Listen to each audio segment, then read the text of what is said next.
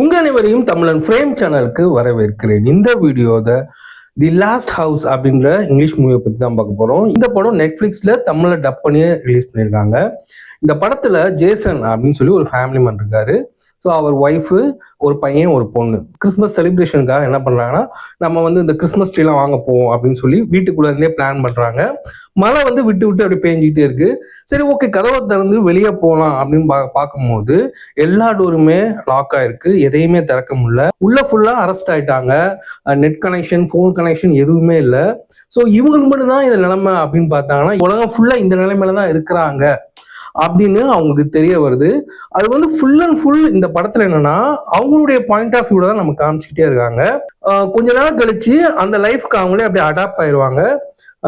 இது பாத்தீங்கன்னா மாசக்கணக்கில் போய் வருஷ கணக்காயிரும்.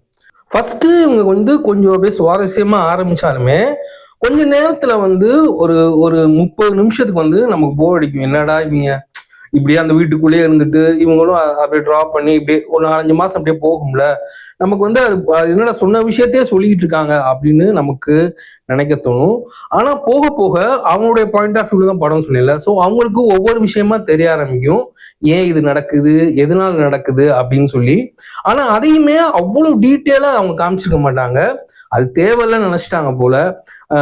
ஒரு கடைசியில ஒரு 15 மினிட்ஸ்லாம் சூப்பராகவே கொண்டு போயிருந்தாங்க. அது ஏலியனா இல்ல ஒரு பெரிய ஆக்டோபஸா, அது நம்ம அது என்ன சொல்றதுன்னே தெரியல. ஏன்னா அவங்களுமே அவ்வளவு டீட்டெயிலாம் அதை காமிச்சிருக்கே மாட்டாங்க. இவங்களை ஃபுல் அண்ட் ஃபுல் ட்ராப் பண்ணி வச்சிருக்கு அப்படின்றத மட்டும்தான் நமக்கு சொல்லியிருப்பாங்க. அவ்வளவு டீட்டெயில்ஸ் இதுல இருக்காது. அந்த வீடு மட்டும்தான் லொகேஷனே. லாஸ்ட் 5 மினிட்ஸ் மட்டும் கிளைமேக்ஸ்ல அப்படி வெளியே வராங்க. மற்றபடி அந்த வீட்டுக்குள்ளேயே கேமராவுக்கு அவ்வளோ நல்லா பண்ணியிருக்காங்க. அதாவது இவங்க இப்படி பார்த்தாங்கன்னா, ஜன்னல் வழியா அந்த விண்டோ வழியா பார்த்தாங்கன்னா இவங்களுடைய பாயிண்ட் ஆஃப் வியூ. அதுக்கப்புறமே அந்த பக்கத்து வீட்டுக்கு அவங்களுக்கு கூட க்ளோஸ் வச்சிருக்க மாட்டாங்க. இவங்களுடைய பாயிண்ட் ஆஃப் வியூல எப்படி அவங்க தெரிவாங்களோ அந்த அந்த லெவல்ல தான் ஆங்கிள்லாம் வச்சு சூப்பராகவே பண்ணியிருந்தாங்க. ஆர்ட் டிபார்ட்மெண்ட் நம்ம சொல்லியே ஆகணும்.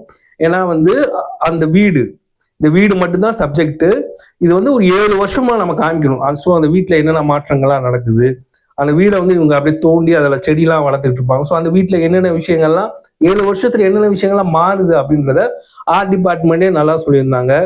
தமிழ் டப் நல்லாவே பண்ணியிருக்காங்க. இது ஃபேமிலியோட பார்க்க வேண்டிய ஒரு படம் தான். 1 hour 52 minutes இந்த படம் ஓடுது. படம் ஒரு ஒர்த்தான வாட்சபிள் மூவினே நம்ம சொல்லலாம். நிறைய பேர் எங்கள் சேனலுக்கு சப்ஸ்கிரைப் பண்ணிருக்கீங்க. ஸோ அவங்க எல்லாருக்குமே தேங்க் பண்ணிக்கிறேன். சப்ஸ்கிரைப் பண்ணாதவங்க ப்ளீஸ் சப்ஸ்கிரைப். நான் உங்களை மறுபடியும் அடுத்த வீடியோவில் சந்திக்கிறேன். அது வரைக்கும் டாடா, பாய் அண்ட் ஜெய் ஹிந்த்.